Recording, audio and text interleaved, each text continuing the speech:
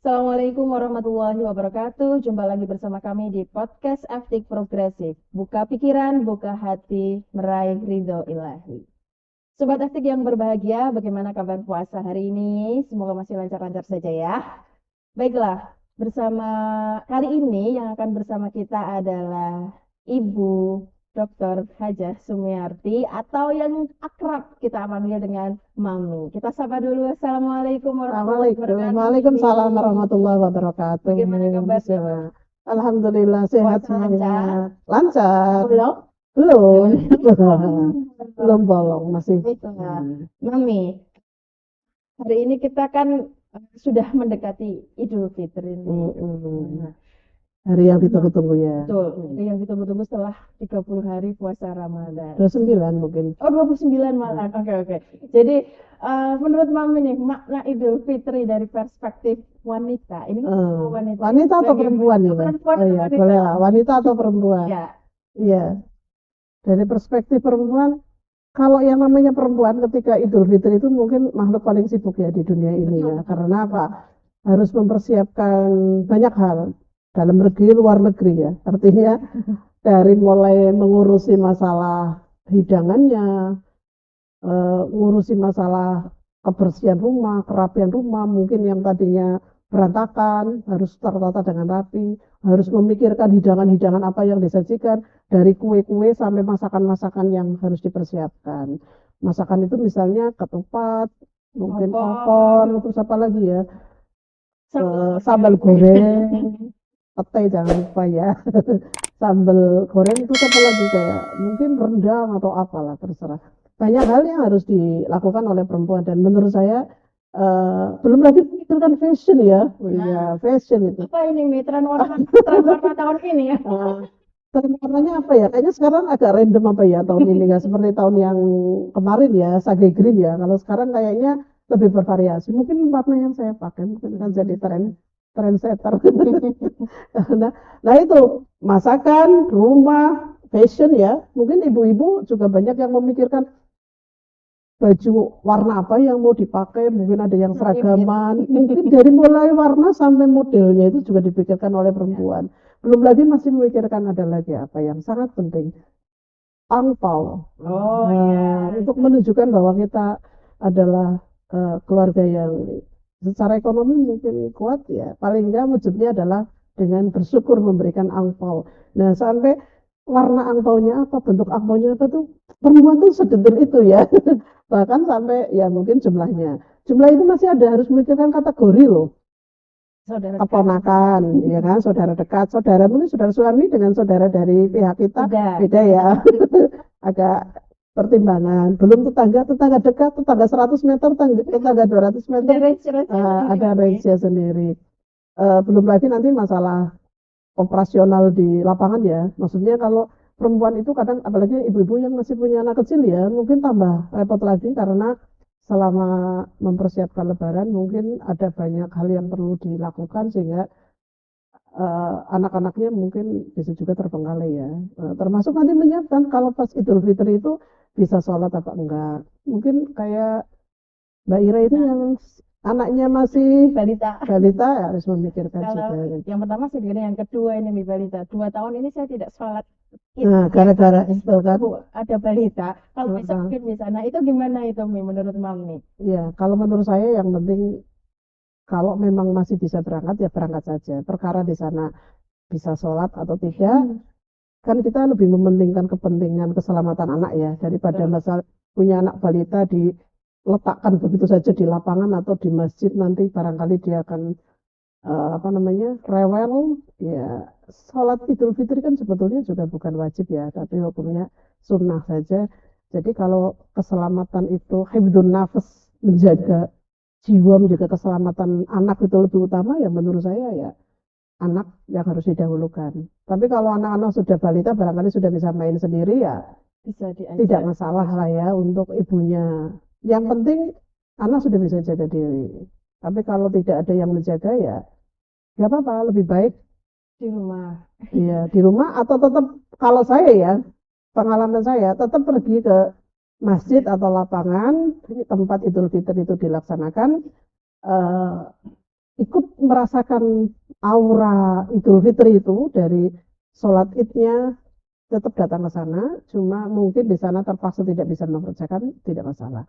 Daripada di rumah juga sebetulnya ya, jadi kurang merasakan aura Idul Fitrinya, vibes-nya Idul Fitrinya itu kayaknya kurang kurang dirasakan gitu. Nah, karena perempuan kan berhak bahagia dan kunci perempuan itu bahagia antara lain itu keluar rumah. Kalau menurut saya sih ya, mungkin ada ibu-ibu yang berbeda dengan saya ya. Kunci kebahagiaan itu ketika di dalam rumah. Tapi kalau bagi saya perempuan itu keluar rumah itu ketika Idul Fitri itu juga sudah memberikan pandangan yang lebih seger lah ya, supaya kita satu merasakan vibes-nya Idul Fitri, yang kedua juga kita ya, saya yakin loh kalau ibu-ibu kalau menjelang Lebaran itu sibuknya luar biasa ya kan, nyuci toples, nyuci baju, nyetrika, sampai mungkin sudah nata-nata roti di Toples. toples, terus nata di tempatnya, mana yang akan dikeluarkan dulu, mana yang disimpan, mana yang apa namanya nanti yang cepat basi, mana yang kue kering itu sudah dipikirkan masa-masa. Jadi menurut saya kok kalau Idul Fitri bagi seorang perempuan itu memang apa ya, menguras energi, menguras kantong juga mungkin ya, dan menguras pikiran. Makanya eh, kalau bisa memang perempuan itu harus dibantulah.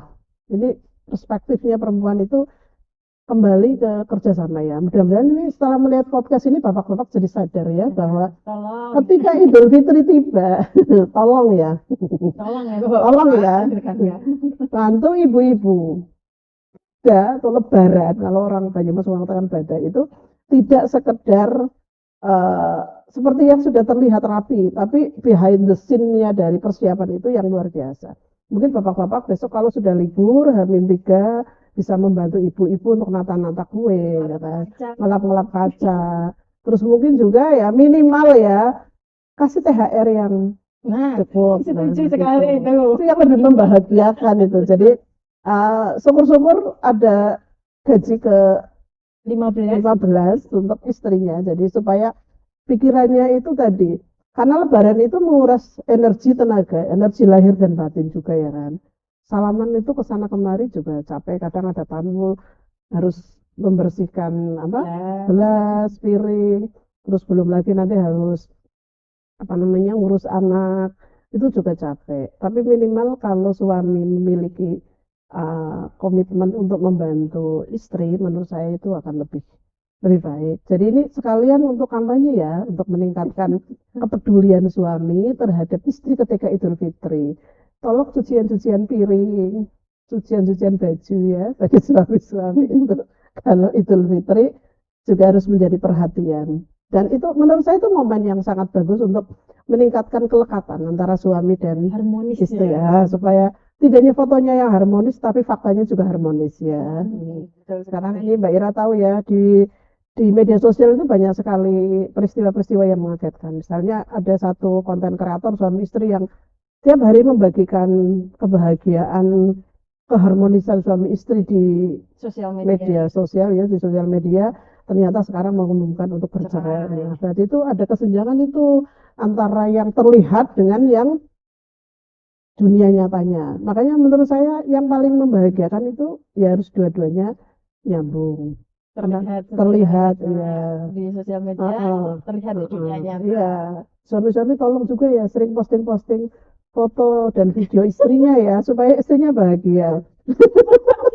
Supaya nggak ada konten-konten di media sosial itu juga yang menyindir suami. Misalnya kan ada konten gini, pernah nggak kamu diposting fotonya oleh suamimu? Jawabannya tidak pernah. Nah itu berarti ada kerinduan itu.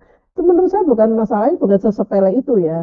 Mungkin kaitannya dengan relasi suami istri tadi. Sebetulnya kalau Lebaran itu akan terlihat uh, real apa tidak. Karena satu mungkin kita nggak punya pembantu ya. Mungkin asisten rumah tangga kita cuti ketika Lebaran mudik.